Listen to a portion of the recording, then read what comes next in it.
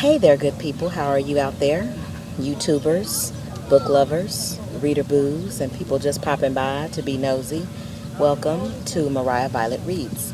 Well, today I am recording from Yas Beach here in Abu Dhabi because I thought it would be nice for you to have a little bit of a view of where I'm living and writing. So let's take a look around and then I'll come back and we'll jump right into our story for today.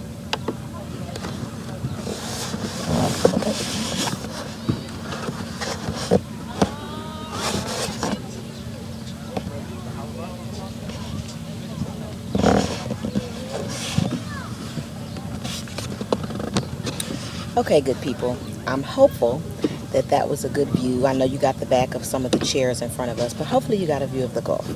Now, today's story was written by George R.R. Martin, who is hands down one of my favorite authors that I was introduced to, about 6 or 7 years ago. And obviously many of you readers know him as the author of the Game of Thrones series, Story of Ice and Fire, and let me just tell you something.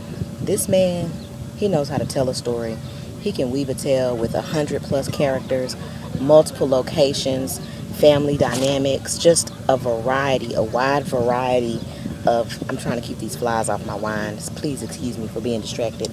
And a wide variety of personalities, situations, circumstances, locations, backgrounds, huge family dynasties, and not just create a story with a passing reference, but he has whole entire lineages included in his stories, and he can do family bloodlines. It's amazing. So if you haven't started reading George R.R. Martin, I really urge you to do so immediately. If you don't like a long story, you don't have to read it in one sitting. Make it like a 3-month project. Do 10 or 15 chapters here or there, because he's definitely going to get you with a tome. It's a tome, but it is worth your time. The stories are always amazing. So I actually read one of his shorter stories. It's called, and I just closed it, it's called A Knight of the Seven Kingdoms. And it was a series of stories. And in the story series, the main character is Dunk. You start off with Dunk burying his mentor, who was a knight.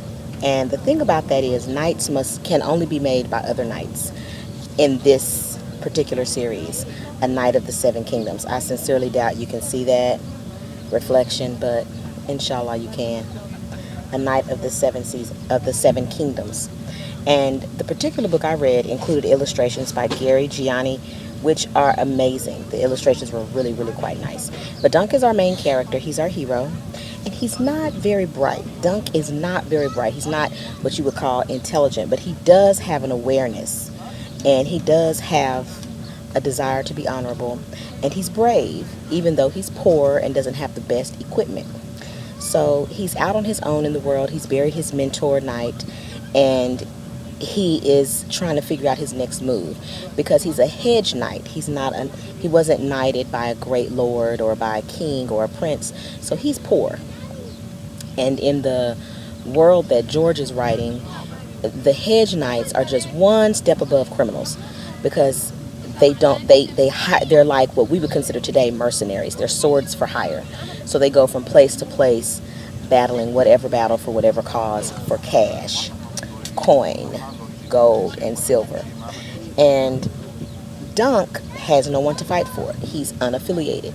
And in his travels, he decides the first thing to do is he's going to need to attempt to get some money. All he has is a horse and a donkey and some old knight's gear, a sword, and some protective gear. Not even necessarily for him, because he's huge. Dunk is like 7 feet tall, close to it, and wide with it, and very strong.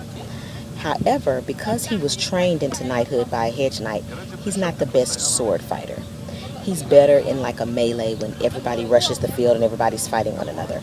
So he goes and joins a tournament because he's hopeful to find a way to compete and win a tournament, and if not the whole prize, some of the smaller prizes along the way.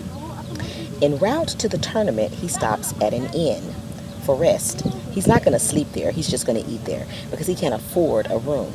He can only afford a meal and some beer. While he's there, he sees a stable boy, and the stable boy asks to come along with him, and he tells him, no, absolutely not. I can't do it, friend. I can't do it. I can't care for a little boy. The boy follows him to the tournament.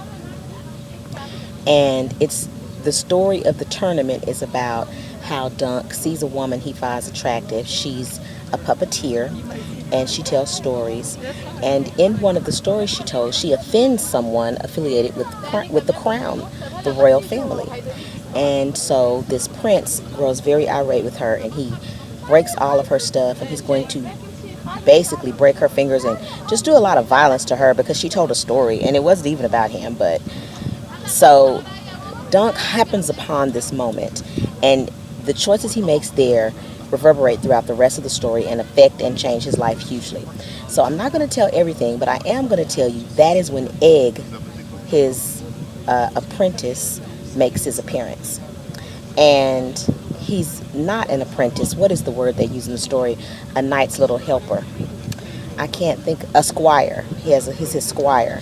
So that is when he gets Egg as his squire, whom he is training to be a knight. And he has the blessing of Egg's father, but this is after a series of tragedies. And there is some foretelling in the story that predicts someone's death, but the way George presents it, we all think it's someone, and it turns out to be a completely different person. It is a great story, and the adventures that Dunk and Egg have make me hopeful that George will continue to write about these characters because they're very interesting, and I'm really wondering what happens with them. And because of the nature of the way he introduced the story, this could be a never-ending story. Because, it could just be adventure after adventure after adventure. It doesn't have to have an end. So, real readers are greedy. We like a story that goes on and on. But what's good is, in each of the stories about this knight, Dunk, and his squire, Egg, there is an ending. Because each adventure has a beginning, a middle, and an end. And there are women, and there's romance, and there's violence, and there's intrigue, and people trying to throw over the ruling family. It's really a great story, so I encourage you to read it. It's by George R.R. Martin. It's A Knight of the Seven Kingdoms, and it's set 100 years before the Game of Thrones in Westeros. And I urge you to read it. It's a series of shorter stories that have been combined into one. So if you want, you can buy the short stories individually, but I recommend going ahead and getting the anthology and getting A Knight of the Seven Kingdoms. And, these flies have gotten so aggressive. Now, that's something I'll tell you the truth about. These Abu Dhabi flies are so aggressive. But thanks for your time and attention, and hopefully I'll see you back soon.